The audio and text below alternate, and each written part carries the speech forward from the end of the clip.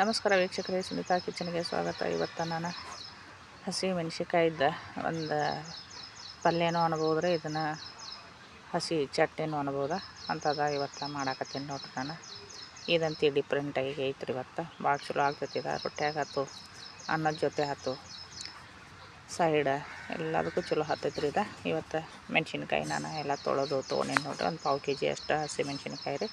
ಹಿಂಗೆ ಸ್ವಲ್ಪ ಕಟ್ ಮಾಡಕತ್ತೀನಿ ನೋಡ್ರಿ. ನಾನು ಹೆಂಗಂದ್ರೆ ಈಗ ಹಸಿ ಮೆಣಸಿನ್ಕಾಯಿನ ಪೂರ್ತಿ ಒಂದೊಂದು ಮೆಣಸಿನ್ಕಾಯಿನ ಹಾಕಿ ನಾವು ಮಿಕ್ಸಿಗೆ ಹಾಕಿದ್ದೀಪ್ಪ ಅಂದ್ರೆ ಅಷ್ಟೊಂದು ಕರೆಕ್ಟಾಗಿ ಬರೋಂಗಿಲ್ಲ ರೀ. ಇದು ಒಂದು ಮೆಣಸಿನ್ಕಾಯಿ ಸಣ್ಣ ಆಗ್ತೈತಿ, ಒಂದು ಮೆಣಸಿನ್ಕಾಯಿ ಸಣ್ಣ ಆಗಂಗಿಲ್ಲ. ನಾವು ಜಾಸ್ತಿ ಹಾಕಕತ್ರ ಏನಾಗ್ತೈತಿ, ಪೂರ್ತಿ ಸಣ್ಣಾಗಿ ಬರ್ತೈತಿ. ಹಿಂಗೆ ಕಟ್ ಮಾಡಿ ಹಾಕೋದ್ರಿಂದ ರೀ ಸ್ವಲ್ಪ ನಮಗೆ ಅಗಳು ಚಗಳು ಅಂತೀವಲ್ಲ ರೀ ನಾವು, ಹಂಗೆ ಬರ್ತೈತೆ ರೀ ಇದು ಮೆಣಸಿನ್ಕಾಯಿ. ಈಗ ಎಲ್ಲ ಕಟ್ ಮಾಡಿ ಇಟ್ಕೊಂಡೇನಿ ನೋಡ್ರಿ. ನಾನು ಮೆಣಸಿನ್ಕಾಯಿ ಕಟ್ ಮಾಡಿ ಇಟ್ಕೊಂಡು ಆದಮೇಲೆ ಈಗೆಲ್ಲ ಮಿಕ್ಸಿಗೆ ಹಾಕಾಕತ್ತೀನಿ ನೋಡ್ರಿ. ನಾನು ಒಂದು ಮಿಕ್ಸಿ ಒಳಗೆ ಸಣ್ಣಗೆ ಪೂರ್ತಿ ಸಣ್ಣ ಹಾಕಬಾರ್ದ್ರೆ ಅಗಳು ಚಗಳನ್ನ ಹಾಕಬೇಕು. ಅವನ್ನ ಅಗಳು ಚಗಳು ಮಿಕ್ಸಿ ಮಾಡ್ಕೊಳ್ಕಿಂತ ಮೊದಲು ಈಗ ಬೆಳ್ಳುಳ್ಳಿ ಅಷ್ಟು ಹಾಕಿ ಮಿಕ್ಸಿ ಮಾಡ್ಕೊಂಡು ಬಿಡೋಣ್ರಿ. ಈಗ ಬೆಳ್ಳುಳ್ಳಿ ಒಂದು 3-4 ಗಂಟೆ ಬೆಳ್ಳುಳ್ಳಿ ಹಾಕಾಕತ್ತೀನಿ ನೋಡ್ರಿ. ನಾನು ಶಪ್ಪಿ ಏನು ತೆಗಿಯಾಕತ್ತಿಲ್ಲ, ಮ್ಯಾಲಿಂದ ಅಷ್ಟೇ ಇವನ್ನ ಅಷ್ಟು ತೆಗಿಯೋದು. ನಾನು ಜವಾರಿ ಬೆಳ್ಳುಳ್ಳಿ ಇಲ್ಲ ಇವು, ಶಪ್ಪಿ ಏನು ತೆಗಿಯೋದು ಅವಶ್ಯಕತೆ ಇರೋಂಗಿಲ್ಲ. ಅವನ್ನೆಲ್ಲ ಈಗ ಬೆಳ್ಳುಳ್ಳಿ ತೆಗೆದು ಹಾಕಿ ಒಂದು 5 ನಿಮಿಷದಾಗ ಆಗಿಬಿಡ್ತೈತೆ ರೀ ಇದು. ಈಗ ಬೆಳ್ಳುಳ್ಳಿ ಹಾಕ್ಕೊಂಡ್ರೆ ಹಾಕಿ ಆದಮೇಲೆ ಮಿಕ್ಸಿ ಮಾಡ್ಕೊಂಬರೋಣ್ರಿ. ಈಗ ಸ್ವಲ್ಪ ಉಪ್ಪು ಹಾಕ್ಕೊಂಡ್ರೆ ಉಪ್ಪು ಹಾಕಿ ಮಿಕ್ಸಿ ಮಾಡ್ಕೊಂಬರೋಣ್ರಿ. ಈಗ ನೋಡಿರಿ ಹಿಂಗೆ ಮಾಡೈತಿರಲ್ಲ, ಹಿಂಗೆ ಅಗಚಗಳು ಇಷ್ಟ ಅಗಚಗಳು ಇದ್ರೆ ಸಾಕ್ರಿ, ಪೂರ್ತಿ ಸಣ್ಣಗೆ ಬ್ಯಾಡ್ರಿ.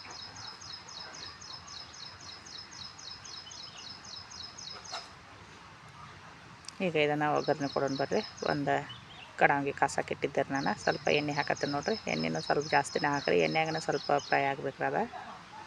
ಯಾಕಂದ್ರೆ ಮೆಣ್ಸಿನ್ಕಾಯಿ ಮೊದಲು ಹುರ್ಕೊಂಡಿಲ್ಲಲ್ರಿ ನಾವು, ಹಿಂಗಾಗಿ ಹಸಿ ಮೆಣ್ಸಿನ್ಕಾಯಿನ ಹಂಗೆ ಮಿಕ್ಸಿಗೆ ಹಾಕಿದ್ದೀವ.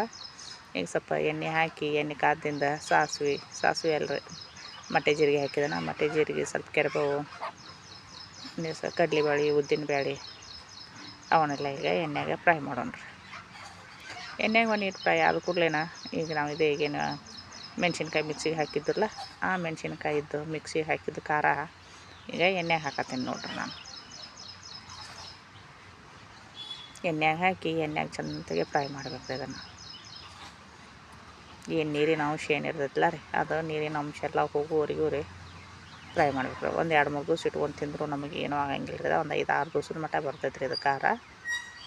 ಒಟ್ಟು ನೀರಿನ ಅಂಶ ಎಲ್ಲ ತೆಗಿಬೇಕ್ರಿ ನಾವು ಇದು ಎಣ್ಣೆಯಾಗನ.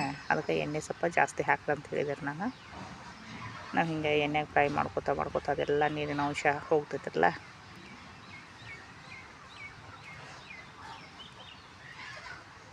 ಎಲ್ಲ ನೀರಿನ ಅಂಶ ಹೋಗ್ತು ನೋಡ್ರಿ.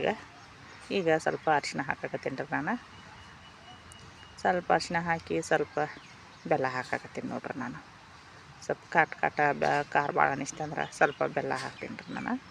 ಬೆಲ್ಲ ಹಾಕಿದಾದ್ಮೇಲೆ ಈಗ ಗಟ್ಟಿ ಮೊಸರು ಇತ್ತರೆ ಒಂದು 2 ಸ್ಪೂನದಷ್ಟು ಮೊಸರು ಹಾಕಾಕತ್ತೀನಿ ನೋಡ್ರಿ. ನಾನು ಮೊಸರನ್ನು ಈಗ ಚೆಂದಾಗಿ ಅದು ಫ್ರೈ ಒಳಗೆ ಹಾಕಿ ಅದನ್ನು ಸ್ವಲ್ಪ ಮೊಸರಿನ ನೀರು ಹೋಗುವವರೆಗೂ ರೀ ಫ್ರೈ ಮಾಡ್ಕೋಬೇಕ್ರಿ. ಈಗ ನೋಡಿರಿ ಇಷ್ಟು ಫ್ರೈ ಆತಲ್ಲ, ಇಷ್ಟು ಫ್ರೈ ಆದ್ರೆ ಸಾಕ್ರಿ. ಈಗ ನಮ್ಮ ಖಾರ ರೆಡಿ ಆದಂಗನ ರೀ. ಈಗ ನೀವು ಒಮ್ಮೆ ಮಾಡಿರಿ, ಹೆಂಗೆ ಆಕೈತೆ ಅಂಥೇಳಿ ಕಮೆಂಟ್ ಮಾಡಿ ತಿಳಿಸ್ರಿ. ನಮಸ್ಕಾರ ವೀಕ್ಷಕರು.